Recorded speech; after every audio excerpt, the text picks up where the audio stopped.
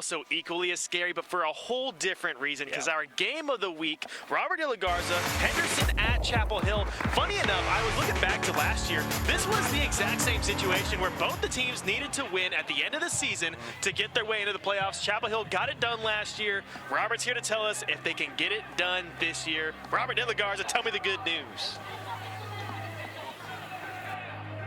Jimmy, we're out here at Chapel Hill. Players are finally entering the field just as we get just under an hour from kickoff. But this is really just a tale of two teams. I mean, when you look at the Chapel Hill Bulldogs, they're looking to keep that playoff streak alive and fight together to keep that family together and make a playoff push. Where you look at the Henderson Lions, who are trying to prove that they can make it back to the playoffs after a long playoff drought. I had the privilege of talking to both teams at practice this week. Let's listen in. Players are gearing up for a potential win and you're in matchup as Chapel Hill and Henderson fight for that final playoff spot in the District of Doom.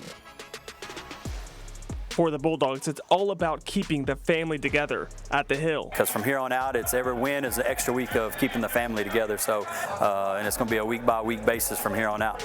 And Chapel Hill is no stranger to deep playoff runs, with 3 semifinal trips in the last 4 years. We at this point where we can get to it and we know what to do in close situations. So the Bulldogs are looking to keep that playoff streak alive that goes back to 2019. So it's a district that once they get into the playoffs, definitely can make a run and make some noise. That's the key though, is getting into the playoffs. Good rip, good, move your feet. But on the visitors' sideline, Henderson, well, they're hungry.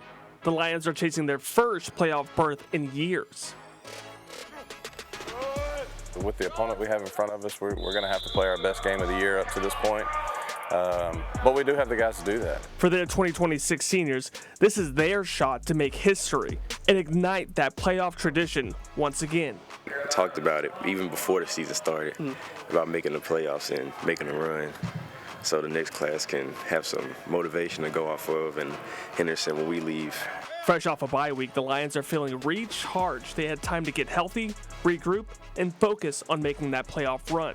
And so, we've got to take advantage of that, take advantage of our preparation, our mindset, and try to be successful that way.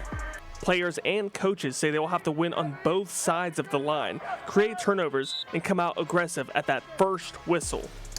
Because we're going to bring it first quarter, second, third, fourth. We're going to bring it, hit them in the mouth early, execute. We're going to dominate. And for the Bulldogs, it's about playing together and repping that 5-letter word on the front of their practice jerseys, Ohana. To be honest, it's not really who has a big game, it's really a team effort, Every time we play as a team, that's when no team can stop us. I mean, spoken like a true quarterback, right? That's Chapel Hill Bulldogs quarterback Malik G.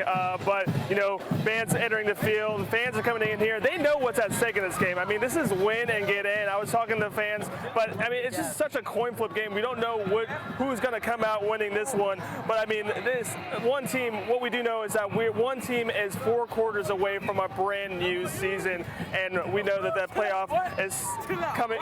A win tonight would mean a playoff trip for either one of these teams. So, should be a great one. Dan, Jimmy? Robert, thank you very much for all the goods down at Chapel Hill, one of our favorite places to go. And I'm looking at this